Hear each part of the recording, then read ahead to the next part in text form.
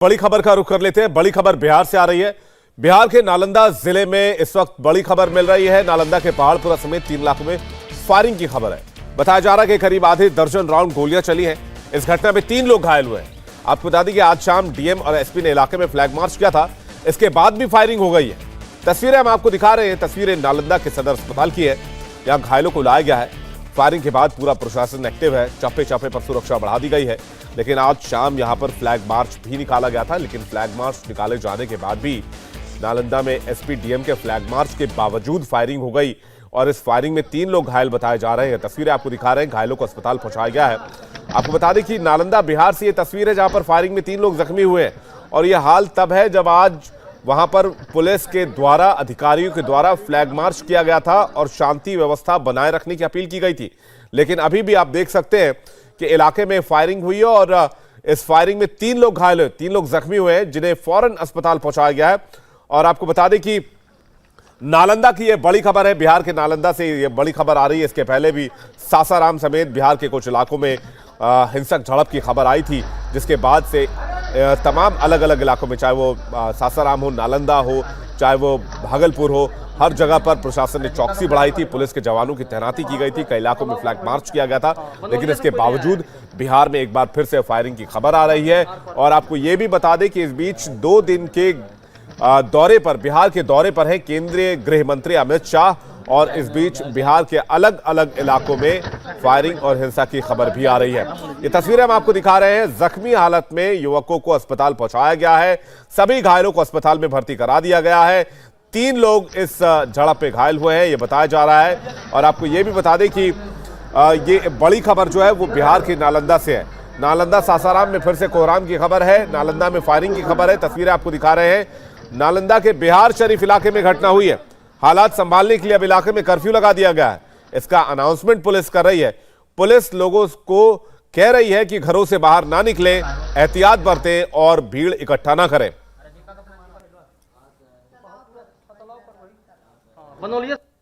संपूर्ण बिहार शरीफ नगरीय क्षेत्र में कर्फ्यू लगा दिया गया है। कृपया ध्यान देंगे।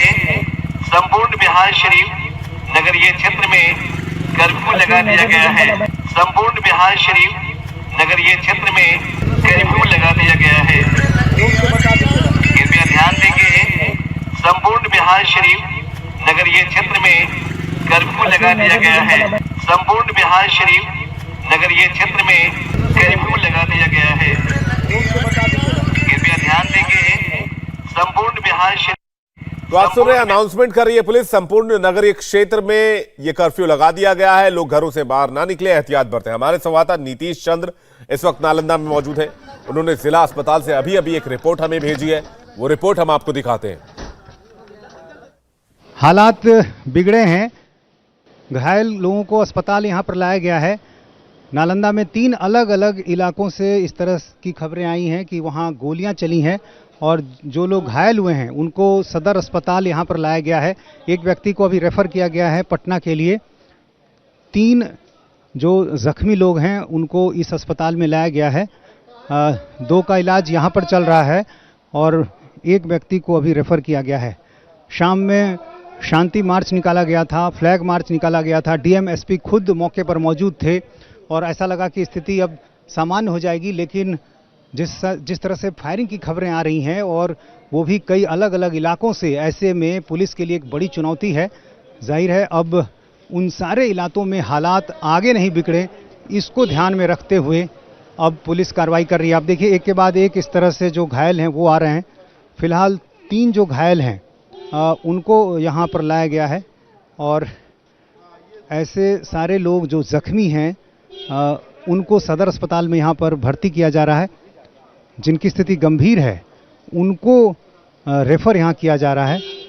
कुछ लोगों के जबड़े में गोली लगी है, किसी को सिर में गोली लगी है, तो किसी को हाथ में गोली लगी है और इस तरह से यहाँ से एक एक करके भेजा जा रहा है।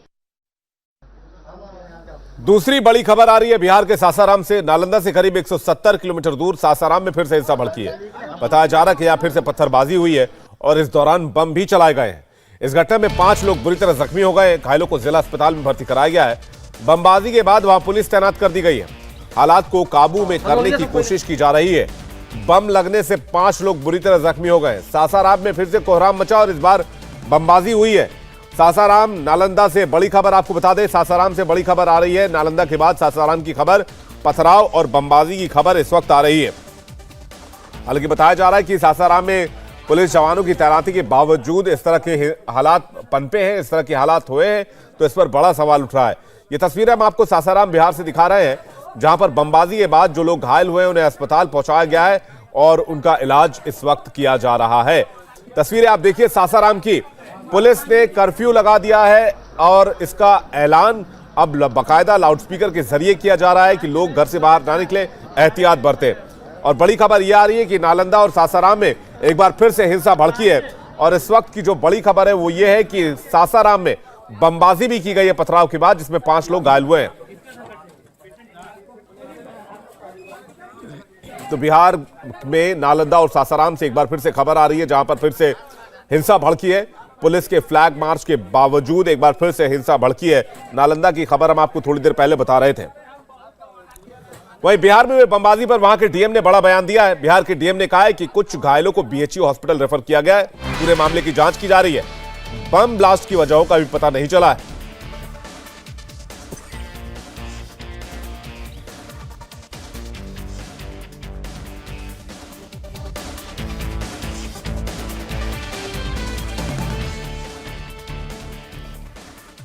तो डीएम सासाराम कह रहे हैं कि बमबाजी की घटना की जांच की जा रही है। कुछ घायलों को बीएचयू हॉस्पिटल रेफर किया गया है।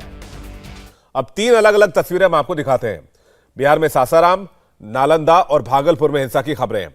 हमारे संवाददाता नीतीश चंद्र नालंदा से जुड़ रहे हैं, सीधे उनके पास चलते हैं। नीतीश, अभी नालंदा में क्या हुआ है, इसकी डिटेल से जानकारी दर्शकों तक दीजिए।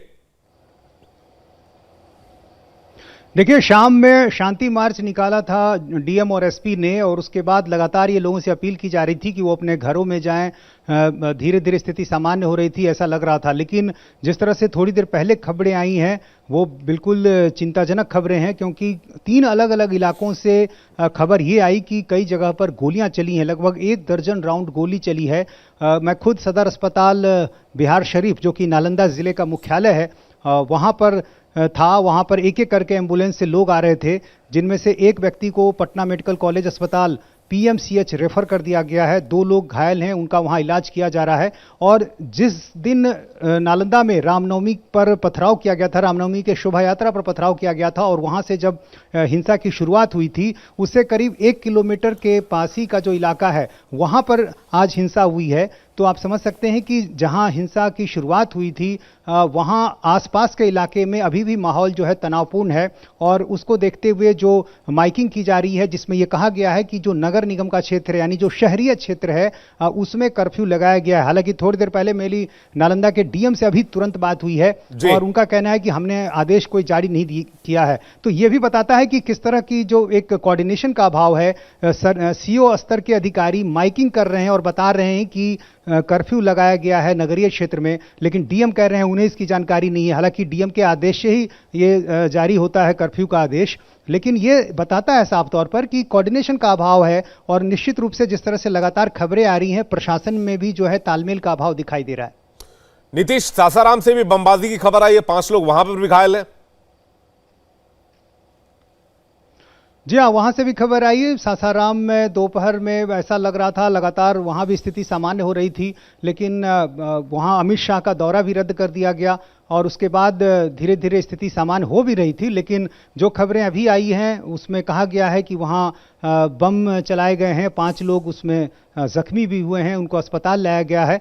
और इसी तरह से नालंदा में भी जो खबरें आ रही हैं, तो निश्चित रूप से ये एक बिहार के लिए कह सकते हैं चिंता की बात है, क्योंकि अलग अलग जिलों से इस तरह की खबरें आ रही हैं। भागलपुर में नवगछिया में भी रामनवमी के शोभा यात्रा के दौरान कुछ घटनाएं हुई, उसको लेकर वहां तनाव हो गया।